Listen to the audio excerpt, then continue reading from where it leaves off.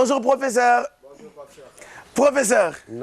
Comment allez-vous, professeur? Ben, je vais très bien. Professeur, pourquoi vous êtes venu dans cette émission? Ben, je suis venu par plaisir, par intérêt et par passion parce que cette maison est mienne.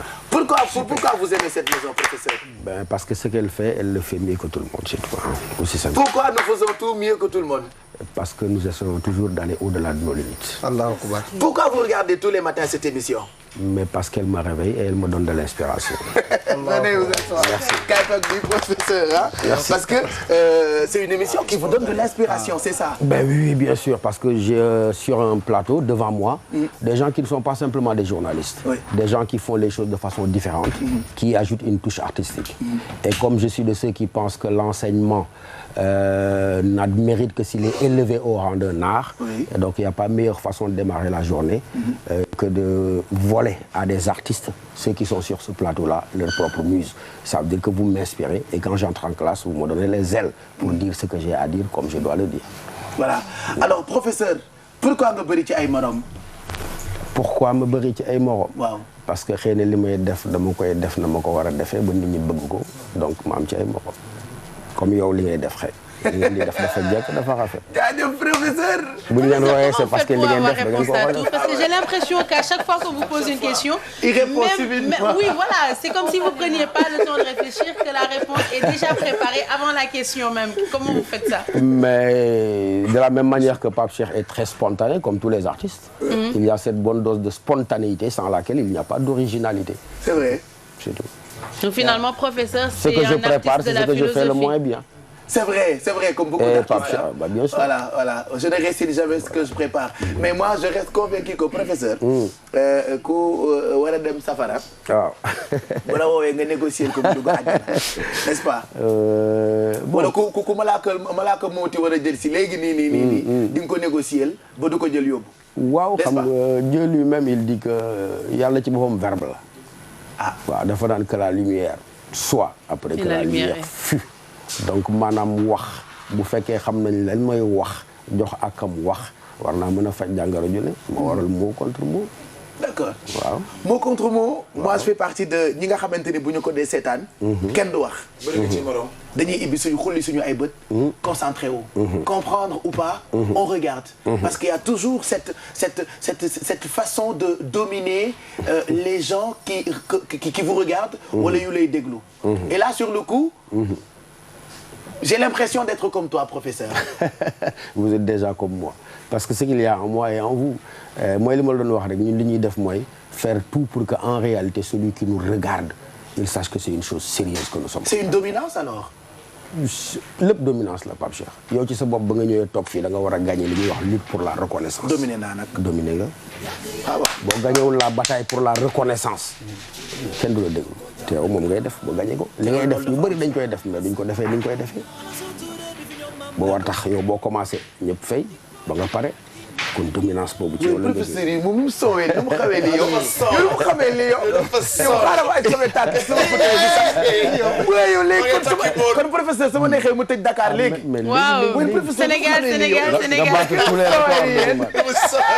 loolu neexee nga battre tous les records du mal léegi. c'est vrai et ñun loolu dañu koy léegi bu ngeen seetloo yéen ñi seetaan sax. que dañoo gën a fuuy par rapport ak. waa gars dañoo fuuy léegi remarque ah. dañoo fuuy léegi ah. parce que xam nañu ne bu 7 heures jotee. ñëpp fay ngeen taal àndandoo ak ñun. c'est ça et professeur moo ko wax looy def da ngay dominer. alors on a un extrait benn magnéto bu professeur histoire de ñu fàttaliku tuuti ce qu'il nous propose les soirs moo Khalifa Diakhaté ci télévision Futurs Médias regardez.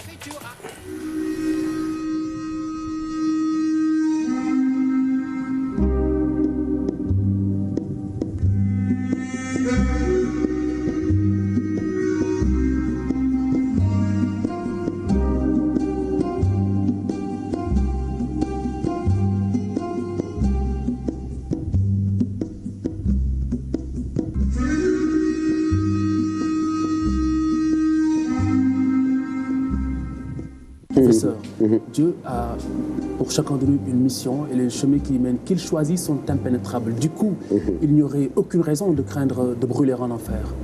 Oui, mais avec le risque que quand vous raisonnez comme ça, que Dieu a déjà tracé la trajectoire à chaque individu et que ces voies, comme on dit vulgairement, nous sont impénétrables et que du même coup, on n'aurait pas tort, enfin, on n'aurait pas de raison de craindre l'enfer, ça peut déboucher un peu sur l'athéisme. Parce que l'enfer doit être craint, Khalifa. C'est parce que c'est Dieu lui-même qui nous met en garde contre les supplices de l'enfer pour nous éviter simplement le piège du divertissement inutile. C'est donc Dieu lui-même qui nous demande de mener une vie, mais sous la dictée de ce que les textes sacrés appellent la droite raison. Et cette vie, sous la dictée de ce que les textes sacrés appellent la droite raison, signifie simplement, c'est vrai, qu'il y a une trajectoire qui est celle de Dieu. Il y a un projet qui est celui de Dieu et dont ma vie ne doit être que le déroulement. Mais quand bien même ma vie ne devrait être que le déroulement de cette trajectoire, que Dieu dans son omnipotence et son omniscience a déjà tracé, ça ne voudra pas dire que je devrais avoir un rapport de décalage, un rapport de rupture avec l'enseignement même des textes sacrés. Ça veut dire quoi? Je ne sais pas ce qui est un peu, excusez-moi cette expression plus ou moins profane,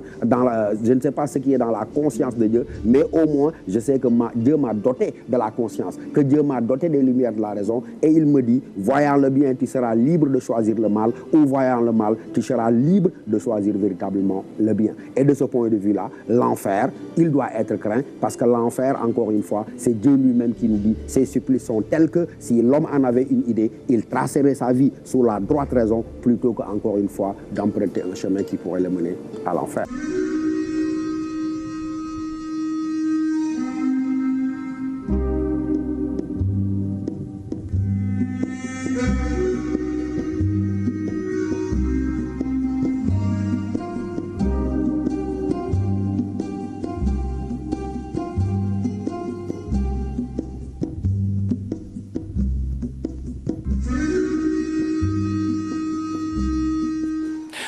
Professeur. Oui.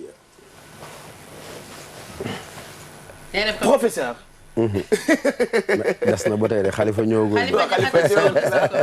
il le fait aussi bien moom aussi Khalifa Diakhaté ñu ngi koy nuyu donc mot contre mot. c'est les soirs ci télévision Futur Média. et là ce qui est intéressant nit yi surtout élèves yi préparé anticipé philosophie baccalauréat 2014 bi. ils peuvent ñëw seetaan si la théâtre Sorano wax ñu ci événement boobu. waaw événement la boo xam ne déjà c'est un événement novateur. parce que bu njëkk jàngale ci biir salle de classe la doon yem wala ci amphithéâtre. dëgg la donc ñun suñu pari ak waa Futur Média.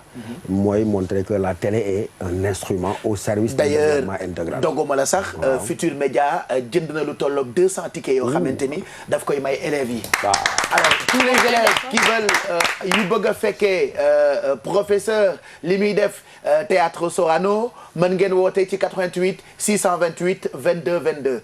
alors s'ils appellent sur ce numéro. Futur Média ku woote mu may la benn ticket donc ñu jënd lu toll ci 200 tickets pour permettre à tous les élèves de pouvoir bénéficier wu ci xam-xam bi ngay joxe. parce que defe naa am na solo. et wax nga ko léegi nii. bu njëkkoon jàng ci classe la doon yem. waaye léegi njàng baa ngi ci télé bi. léegi bu ñu naan émission éducative. yu am solo. télé ba am ci dox ba mu mat sëkk. am nañu seen petit génie. ñu ngi jàngal xale yi. am nañu itam mot contre mot. am nañu mot contre mot nga xam ne mooy gën a yaatu. am nañu itam laar. am nañu laar bu Astu Mbenn. muy Astu Mbenn Cubu. donc yooyu yëpp defe naa tey jii waaw yooyu yëpp day wone di firnde rek li ñu doon wax léegi. ne Futur Média pari bi ñu am ak moom mooy ñu wane ne télé rek newul ay xëy na foo ak ree lañ ciy fekk. mais télé aussi mën na nekk instrument de formation. parce que domaine bu nekk dafa am solo ci télévision domaine bu nekk dafa am solo. donc Futur Média comprendre na loolu ba tax depuis daaw wala daaw jéeg sax ñu am partenariat boobu. nga xam ne bu ñu la newoon Sorano yow ci sa bopp yaa ngi xalaat concert. yaa ngi xalaat pièce de théâtre waaw wala yaa ngi xalaat yu noonu demee. mais léegi nag bu ñu demee ba ne ñay ñëw Sorano xëy na dinañ fecc xëy na dinañu ree mais lay fecc di ree du doon seen i cër seen xel lay doon. boobaa ñu war a ànd ak ñoom alors di ko defee dinañ leen bëggal nag parce que dina am partie boo xam ne aar bi dina ñëw gis nga ñi nekk ci plateau bi mais en même temps dinañ ci profiter ñu jàngale ci maanaam day mel ni da ngay divertir waaye ci biir divertissement boobu da ngay am xam-xam. et encore une fois di wax ne vraiment ñu ngi jaajëfal Futur Média parce que encore une fois dina bëri ay médias yoo boo demoon naan leen ay synthèse u philosophie ñun la waxu dof yooyu. mais ñoom ils ont compris que investissement bi gën a dëgër mooy investissement ci xam-xam mooy investissement ci éducation ñu nangoo jël seen jumtukaay seen matériel yëpp ñëw pendant 4 heures ou 5 heures d'horloge ku xam 1 minute de télévision li mu doon pour couvrir événement boo xam ne xam-xam bi ak jeexital bi muy def ci gone yi rek moo leen yor. ñun suñu foo sax xam-xam la. jeex na tàkk. foo ñu pour foo. waaw foo xam-xam dëgg ci foo sax lay nekk. parce que nit ki li ngay def da nga koy neex ba pare yow Pape Cheikh. mu mën laa déglu boo ko neexul du la déglu. waxati nga dëgg de. Pape Cheikh lu ma bëggoon xam mooy par exemple yaa ngi ñuy expliquer ne que cours jàngale ci biir Sorano mosuñu ko gis mais comment ça va se passer est-ce que day am ay thèmes yoo xam ne da ngeen koy développer wala da ngay ñëw joxe cours. comme boo nekkee classe ni ngay joxe cours. parce que ci pub bi gis naa élèves yi ñu doon jël note bu année passée bi. waaw dañuy boole ñaari xam nga du mën a nekk rek strictement comme yaa ngi biir classe yor tableau yor craie. donc dina am aspect boo xam ne ci ñun ni ñuy communiquer ak ñoom dinañ leen ko gën a woyof parce que boo duggee classe. élève bi boo jàkkaarloo moom dina am une bonne part de stress buy nekk ci moom. c'est vrai alors que bu nekkee biir Sorano léegi stress bi nga xam ne moo doon inhiber ay créativité am day xaw a deñ parce que décor bi xëy na décoru théâtre la décor bi xëy na décoru foo la mais en même temps ci lay gën a mën a réceptif ci li ngay wax. d'accord donc dañuy jéem a boole ñaar